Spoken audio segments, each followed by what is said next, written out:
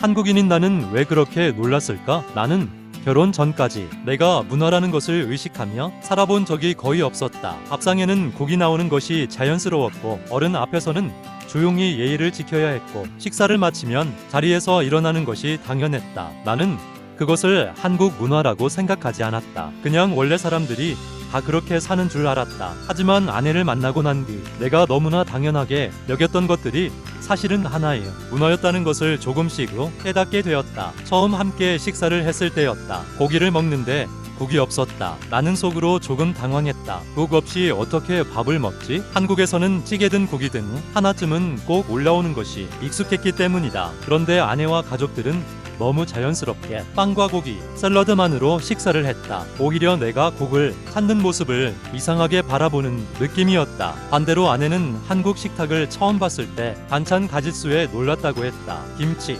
국, 찌개, 나물, 고기, 생선, 밑반찬까지 한상 가득 차려진 음식들이 신기했다고 했다. 같은 식사인데도 당연하다고 여기는 기준은 완전히 달랐다. 한 번은 이런 일도 있었다. 아내 가족들과 함께 식사를 하던 날이었다. 나는 밥을 다 먹고 자연스럽게 숟가락을 내려놓았다. 한국에서는 식사가 끝나면 자리에서 일어나거나 정리하는 분위기가 익숙했기 때문이다. 그런데 이상하게 아무도 일어나지 않았다. 다들 차를 마시며 계속 이야기를 하고 있었다. 나는 속으로 생각했다. 이제 끝난 거 아닌가? 하지만 대화는 오히려 그때부터 더 길어졌다. 가족 이야기, 어릴 때 이야기, 지나가는 사람 이야기까지 끝없이 이어졌다. 처음에는 조금 어색했다. 솔직히 말하면 빨리 집에 가고 싶다는 생각도 했다. 그런데 어느 순간 장모님이 웃으면서 내 잔의 차를 다시 따라주셨다. 말은 잘 통하지 않았지만 그 순간 이상하게 마음이 편안해졌다. 그때 처음 느꼈다.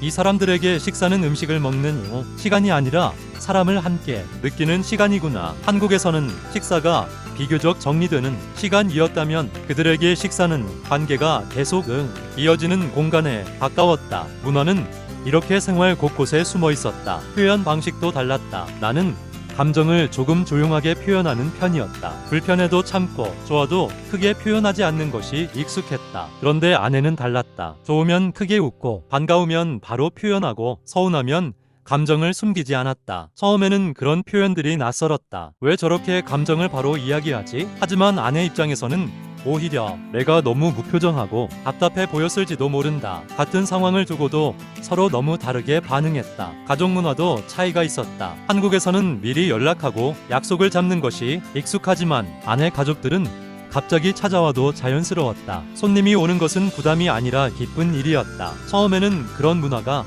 정신없게 느껴졌다. 그런데 어느 순간 사람 냄새가 난다고 느껴질 때도 있었다. 신기했던 것은 처음에는 문화 차이만 보였는데 시간이 지날수록 사람 자체가 보이기 시작했다는 것이다. 표현 방식은 달라도 가족을 아끼는 마음은 같았고 사랑하는 방식은 달라도 서로를 생각하는 마음은 크게 다르지 않았다. 그리고 나는 조금씩 깨닫기 시작했다. 내가 당연하다고 믿었던 것들도 사실은 절대적인 기준이 아니었다는 것을. 국을 먹는 문화도 감정을 표현하는 방식도 식사 예절도 가족 간 거리감도 모두 오랫동안 익숙해진 하나의 생활 방식이었다. 나는 그것을 원래 그런 것이라고 생각했지만 세상에는 전혀 다른 방식으로 살아가는 사람들도 있었다. 그리고 그 사람들도 나와 똑같이 웃고 사랑하고 가족을 지키며 살아가고 있었다. 돌아보면 모든 결혼은 어쩌면 작은 다문화인지도 모른다. 같은 한국 사람끼리 결혼해도 자라온 환경이 다르고 부모의 가치관이 다르고 감정을 표현하는 방식이 다르다. 결국 결혼은